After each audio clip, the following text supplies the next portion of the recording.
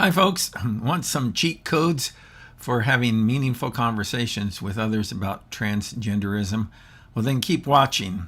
I've been documenting my journey with Chris, and he is a transsexual fellow that I've been ministering to for many years now. And I wanted to share with you today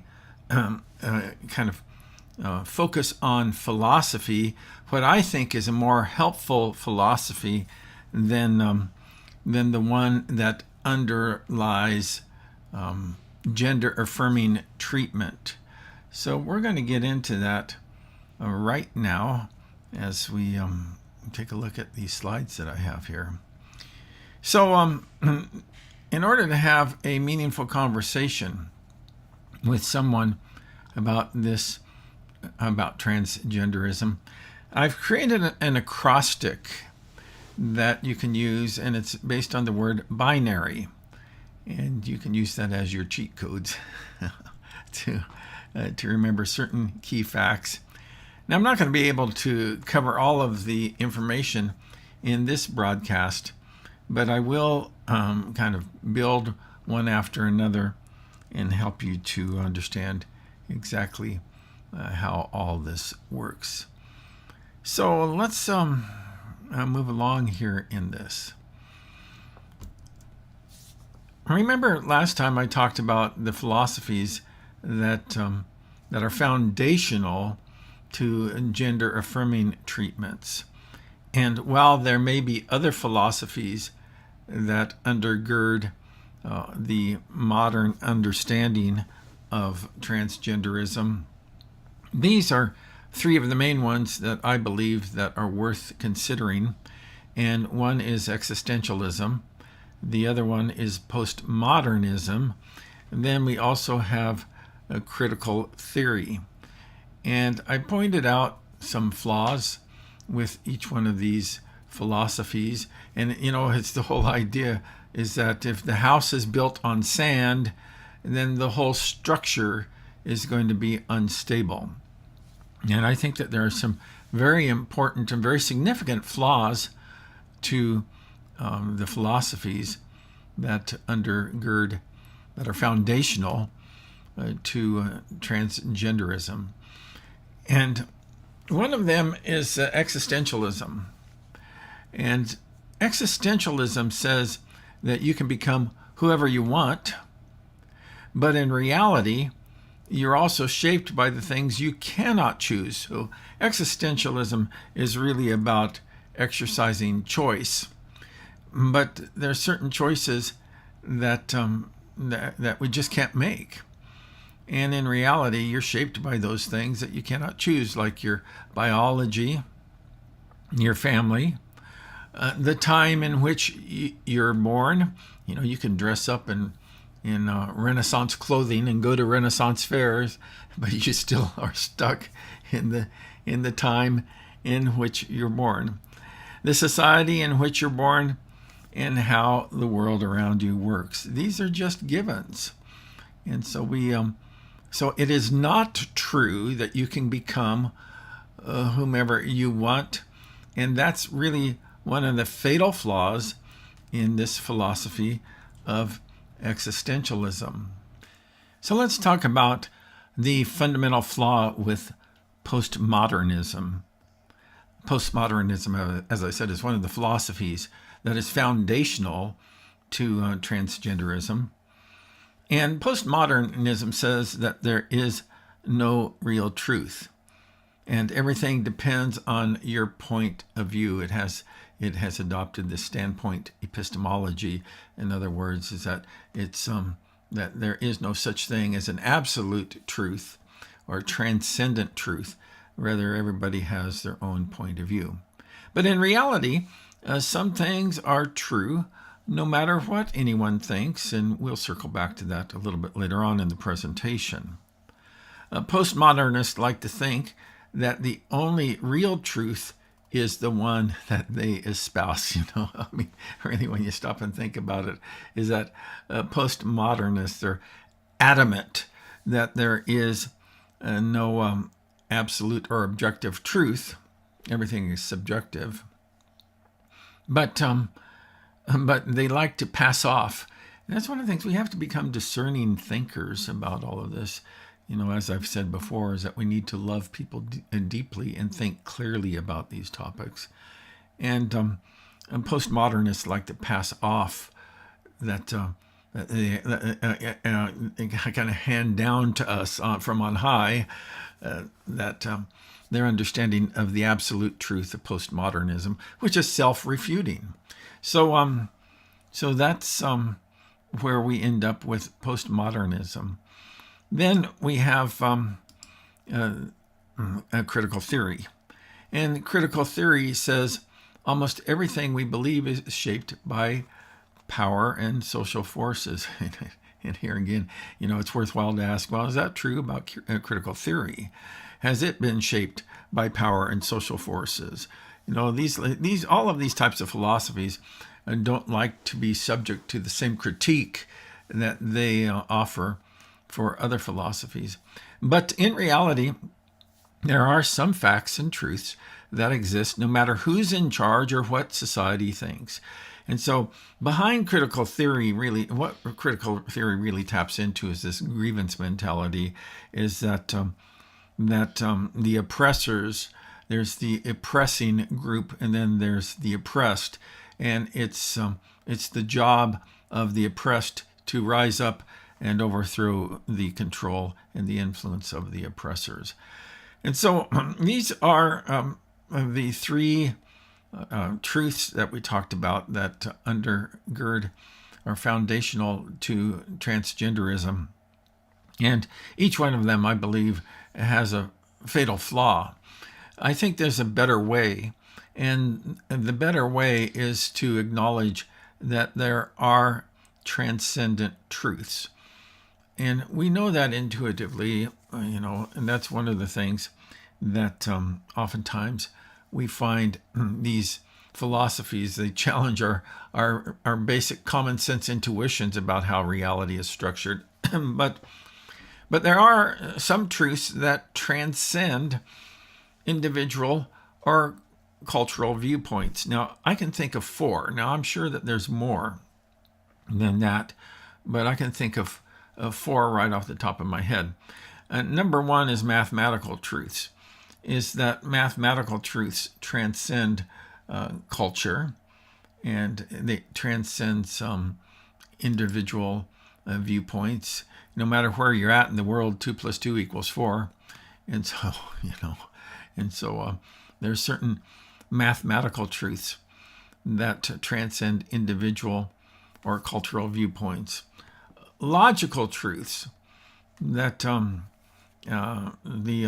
law of non-contradiction, that something cannot be both A and non-A at the same time and in the same sense, is that and we know this intuitively, and nobody made this stuff up. If you stop and think about it, is that that these are just universal, transcendent truths that hold sway over all humanity.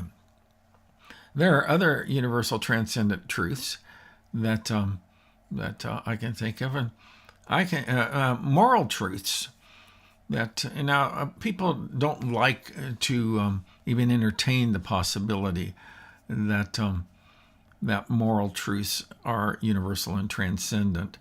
But certainly there are, if you stop and think about it, the whole drive for justice is based on the moral principle that individuals should be treated in the way that they deserve. And this is embedded, and this is why it's such a fervent belief in so many quarters, and rightfully so. I just think that sometimes we need clarification on what what that injustice looks like. But nevertheless, that's a transcendent truth. So we have mathematical truths, we have logical truths, we have moral truths, that it's wrong to murder, is that Now, obviously, we could have a debate whether or not that it's wrong to kill, but not all killing is murder. That then there are metaphysical truths that the external world exists, that I'm not just a brain in a vat, is that there is this radical solipsism, that everything that's happening is just happening inside my head, and the world out there is actually a projection of what's going on inside of my head. Well, I think that we pretty well are past accepting that, except for in certain quarters, like in mental institutions or whatever, But but the point that I'm making is just simply this: that there are certain truths that are transcendent truths, and one of those transcendent truths is that the truth of the male-female binary. That's a transcendent truth. And I think that folks that deny that are going to have to, and instead of just make the bald assertion that that's not a transcendent truth, that I think that there needs to be evidence for why we would think otherwise. And so so the folks who take the approach that who prioritize gender over biological facts, I believe that it's a completely mistaken approach, for at least a couple reasons. That number one is that it rests on faulty philosophical presuppositions. But number two is that there are certain, not just biological facts, as we'll see, but there are just certain facts about reality that this approach of advocating for gender affirming treatments is mistaken.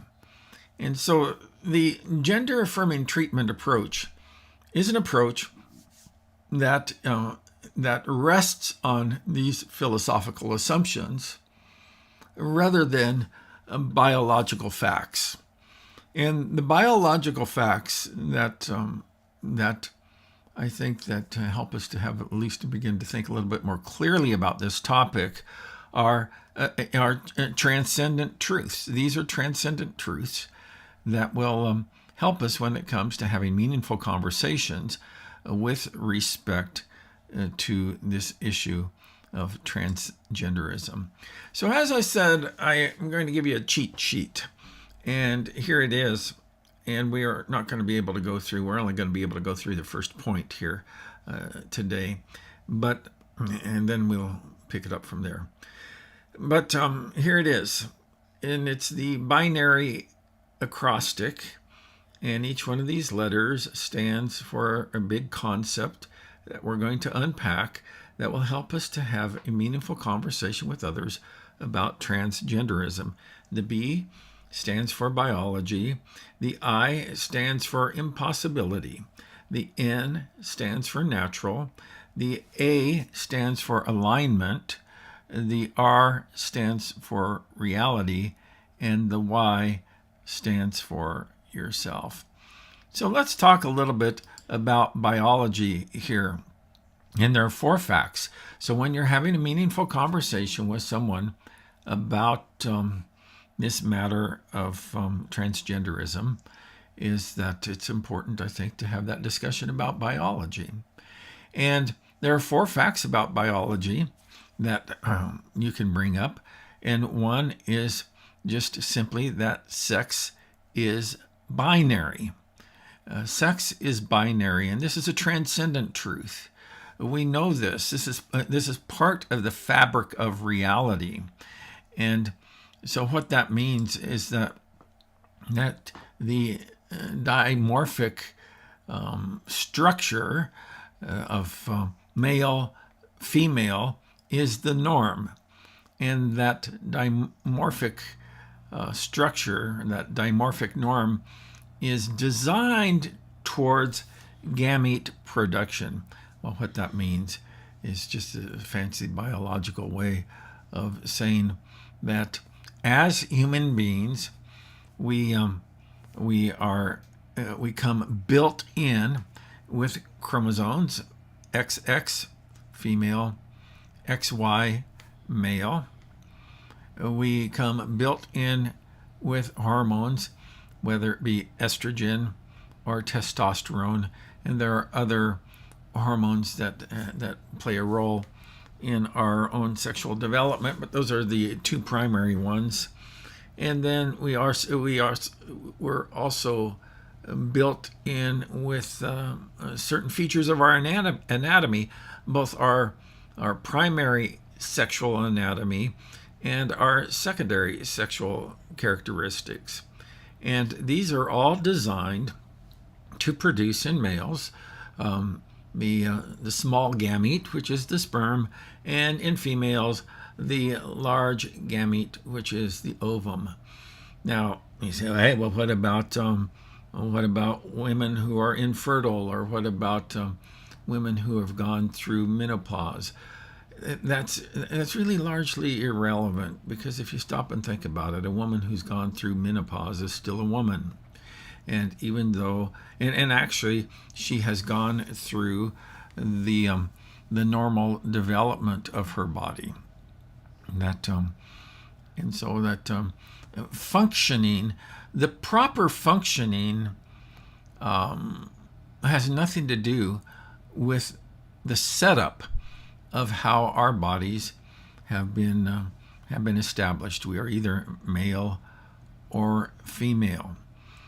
So, well, what about, we've talked before, and I recommend you to check out one of my previous broadcasts where we've talked about intersex conditions. But intersex conditions are not some sort of third or alternative sex in amongst humans. Rather, they are variations from the dimorphic norm.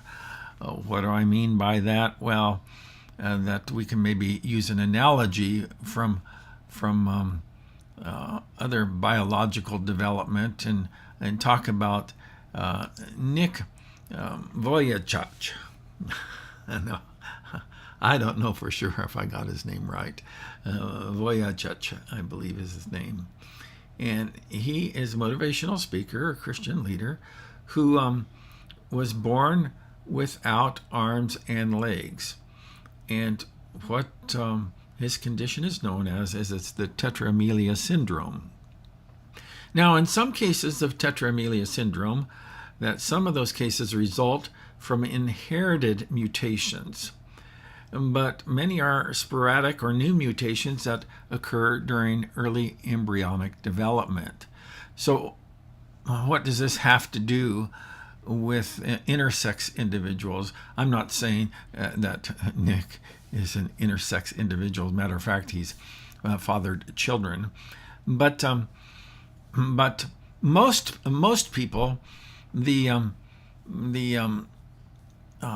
norm for our human development is that most people are born with four limbs. However, in some cases, people may be born with a missing limb or limb. And so developmental exceptions do not negate biological rules. Let me say that one more time. Developmental exceptions do not negate biological rules. And the dimorphic norm is that humans are born male or female, but when it comes to intersex conditions, this is a developmental exception. And there's a lot of folks who can talk with a higher level of understanding with respect to how the various intersex conditions develop. But it's not establishing a third, fourth, or whatever sex it's just a difference in sexual development. That's all the intersex condition is. It's a difference in sexual development. So we're talking about how we can have meaningful conversations with our friends and family members about transgenderism.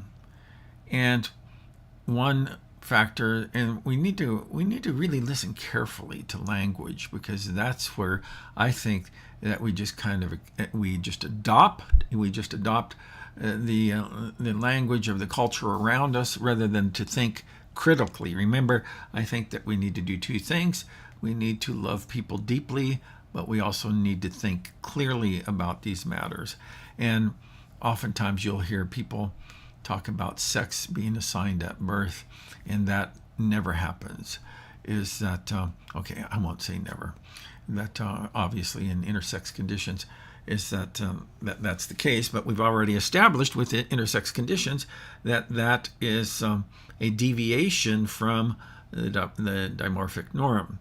But when it comes to the vast majority of people on Earth, is that their sex is not assigned, rather it's disclosed at birth. And it's and we need to gain some clarity about these matters for ourselves. Then finally, what I'd like to call our attention to here is the idea that sex is immutable and organized for reproduction. Remember, I said that with respect to how our bodies are set up, when it comes to the matter of these the dimorphic norms, and that our chromosomes, our hormones, and our primary and secondary anatomy, that our bodies are set up to produce either the small gamete in males, which is the sperm, or the large gamete in females, which is the ova. And so that our bodies are set up for reproduction, and also our sex is immutable. And so in other words, it cannot be changed. And we'll be talking about this more in detail the next time around. But in the meantime, if you're going to have a meaningful conversation with your loved ones or friends about transgenderism, I would encourage you to remember the binary acrostic, and the B in binary stands for biology. And if you can get clear on those 4 facts that we spoke about with respect to biology, that will help you to have meaningful conversations. And also, I think that it's going to be helpful for you, to tell you the truth, to just remember some of the philosophical underpinnings, the foundational concepts of gender affirming treatment versus taking the approach of transcendent truths. And the transcendent truths that we can be assured of fall into at least 4 categories: mathematical truths, logical truths, moral truths, and also metaphysical truths. And one of the metaphysical truths that we can be certain of is that humans are either male or female. And we're going to talk about the whole gender spectrum down the road.